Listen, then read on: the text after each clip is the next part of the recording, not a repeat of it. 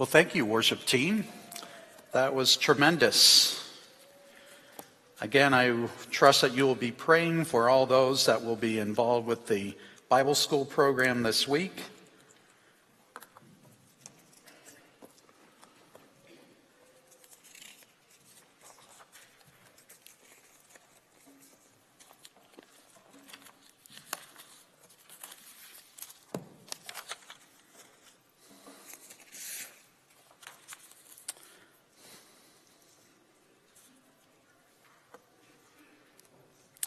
Okay, again, I'd like to just say Happy Father's Day to you.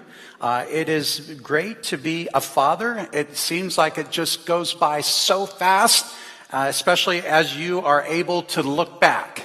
As you're going through the different stages, it doesn't seem maybe like it's going as fast as you would like it to go, but when you are able to look back, it's amazing how fast it has actually gone. You know, there's the diaper stage. And then they're going to school, and then there's the braces. There's the driver's education, which I really believe in this country, they need to adopt the British policy and making sure that every student that is driving a car, they have the letter L in the back window so that the rest of us know you're learning to drive, okay? And then there's the pulling out of the wisdom teeth, you know, that stage comes. And then there's all those FAFSA forms that you got to fill out. And I can say I do not miss any of those. College graduations, then there's weddings, and finally grandkids come along, and you can really enjoy them. So we, as a family, we always have fun when we are together, at least we try to, and it doesn't happen as often as we would like. However, I'm so thankful for email and Skyping and all those neat things. It really is neat to be a dad. And, you know, the responsibilities of dads is to be the leader of the home, and the Word of God makes that very clear. However, in today's world, sometimes the kids think they're in charge, and we have to help them along in that thinking. Today, what I like to focus our attention to is we have dad principles. And there are 5 different dad principles I want to give you today. This is not going to be an expository sermon, and we will pick that up again in a couple of weeks. But today, we're going to look at some of the different texts in the Gospel of John as it relates to dads, okay? And one of the things that I was always fascinated with was when Jesus' baptism and the voice that said from the Father, "This is my Son whom I love, and with him I am well pleased." And I began to wonder, well, if Jesus said that about if God the Father said that about Jesus, what other passages, what other nuggets has he said throughout the scripture? And we don't have time today to go over them all. We only have time to pick out 5 of them, and that's what we're going to do. And the first principle, as you can see, is frequently tell your kids that you love them. That is so important. It doesn't matter if they are boys or girls. If they need to hear it often, especially from their dad, those 3 words, "I love you." And that's really important. Perhaps, however, you were raised in a family where it was not the manly thing to do to tell your kids that you love them or to give them hugs. And that might be an issue for you. But I want to just encourage you and to share with you that in our secular culture, where wrong seems right, dads, you cannot afford not to tell your children that you love them, and you cannot afford not to give them hugs. I want us to note the close relationship that we see in the passage between God the Father and God the Son. And the Bible clearly states that the Father loved the Son. If you would, turn to the first passage, which is found in John chapter 3, verse 35. John chapter 3, verse 35, and there it says, "The Father loved his Son." Now, it's very important. It's very clear.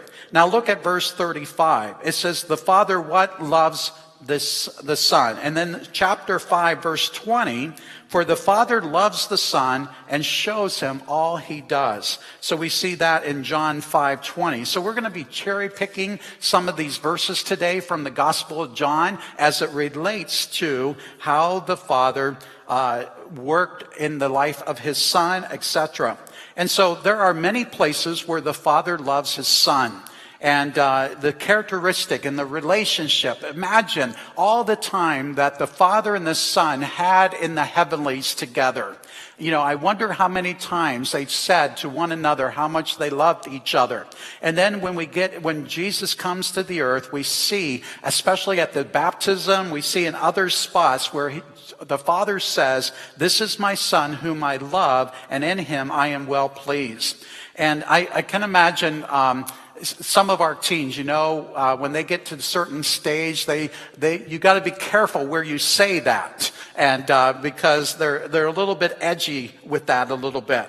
And so, but think of all the times that God the Father and God the Son were together, and here the Father is telling the Son that he loves him.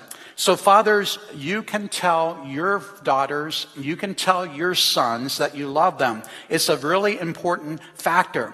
And as you notice in the bulletin blurb, and it was interesting, a few months ago, someone said, I didn't even notice that was in the bulletin. Well, every week you get a little blurb about what the message is going to be about. And in that bulletin blurb, there's a really important message. It says, older dads here today, you may be thinking that your kids are raised, it's too late for you to do that stuff now. And I would say, especially to you older fathers today, it's never too late to tell your kids that you love them. It doesn't matter if they're 30, 40, 50, 60, even 60 or 5 years old, and that would make you, maybe in your 80s and 90s, but it's never too late to tell your kids that you love them. Why? Because sometimes as parents, without even knowing it, we bruise our children emotionally. Sometimes without even knowing it. Sometimes it can be over some of the most silliest things in our minds that are thinking, but to them it was a big deal. And so sometimes they just need to hear and know that their father loves them. There are many adult children, even in their 30s, 40s, 50s, and 60s, that are still carrying around grudges. They're still carrying around bitterness and hurt and confusion because of a father bruise or because of a mother bruise. And it can lead to all sorts of dysfunctions. And so the lack of a father's love hinders the ability, especially of the 20-somethings, to love others. So if a father never says to their teenager or never says to their 20-something, I love you, you are harming them in not being able to love others. How does this work? There's a lot of teens, a lot of young people who are being raised without love from their fathers. And so what happens is that they tend to grow up and they have this angry streak within their soul, and it spreads out to other people.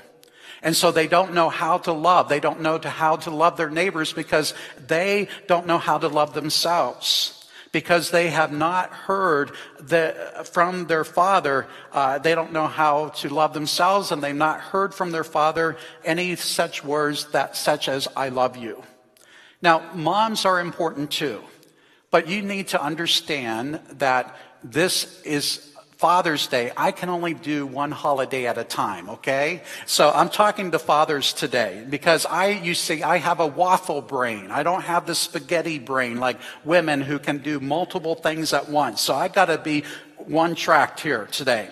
And so we understand moms are important, but we need to understand that God knew what he was doing when he brought a husband and wife together.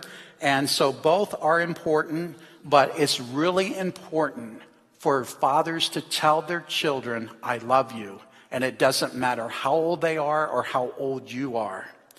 And as people get away from God, because God is love, and less and less fathers follow God, then there are less and less fathers who are pouring into the life of their children, and their adult children don't know how to love, and they grow up with hatred and anger sometimes because they haven't received love from dad, and they take it out on other people.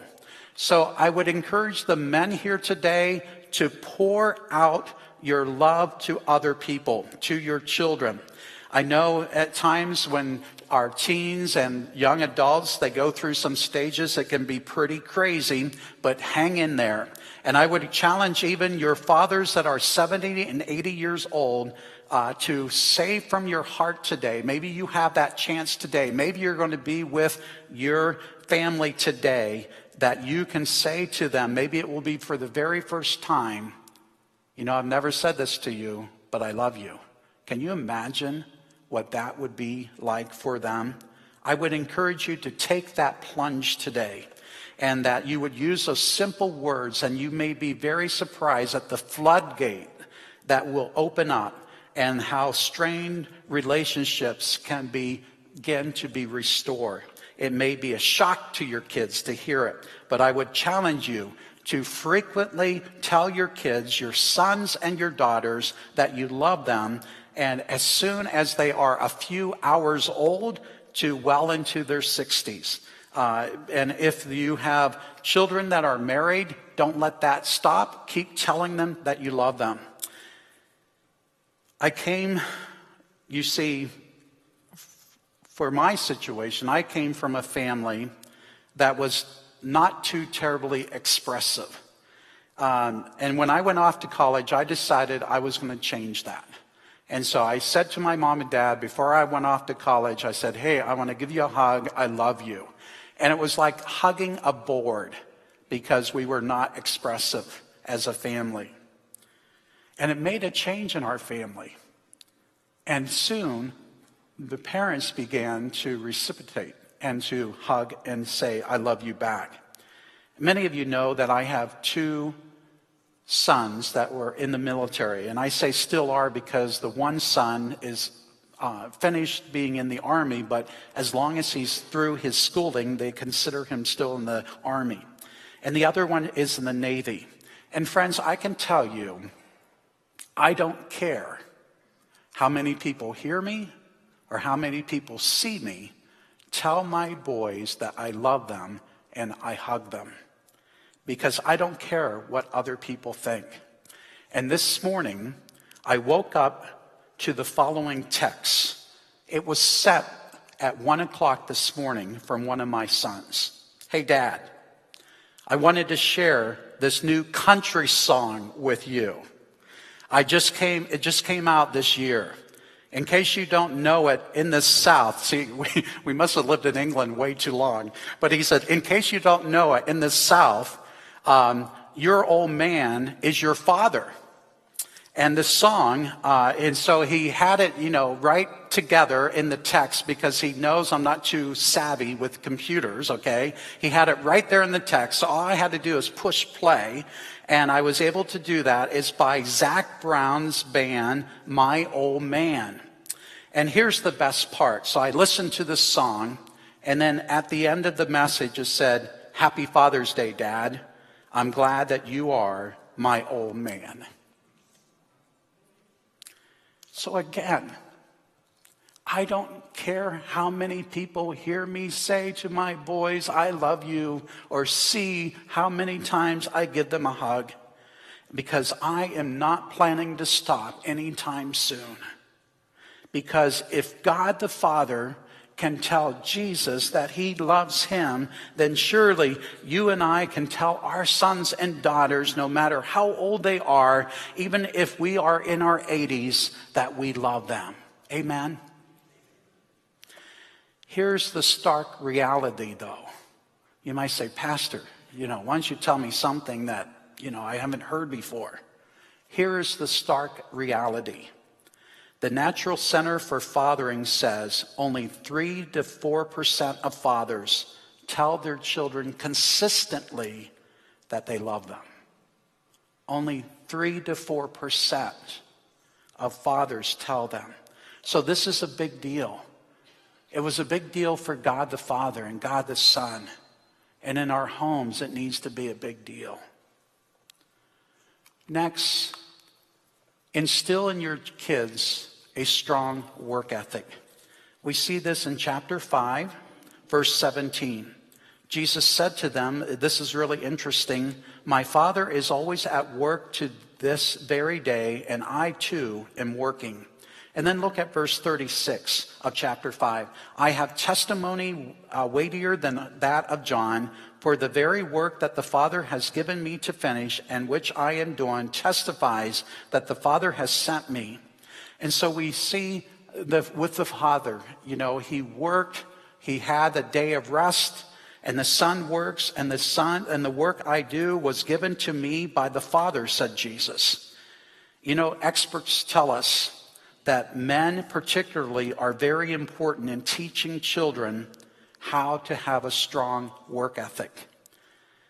Before modern times, practically all kids grew up on a farm.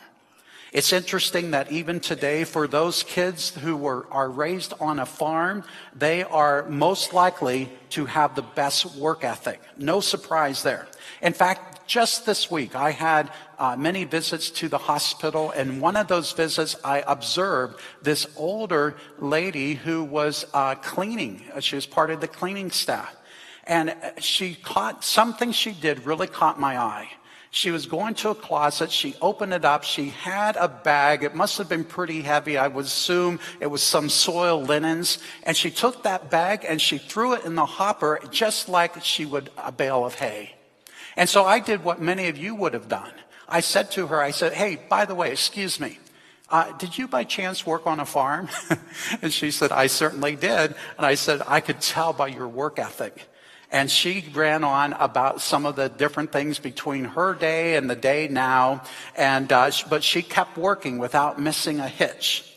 And so here are some stats. In 2000, only 23% of the young people were living with parents in 2000. In 2014, that figure reached 42.1%. And nearly 1/3 of the millennials are living with their parents. It's the first time living at home has outpaced living with a spouse for this age group since 1880. So today, about 25% work at a job in the summer. And so in 1990, it was 50% of teens that worked a job in the summer.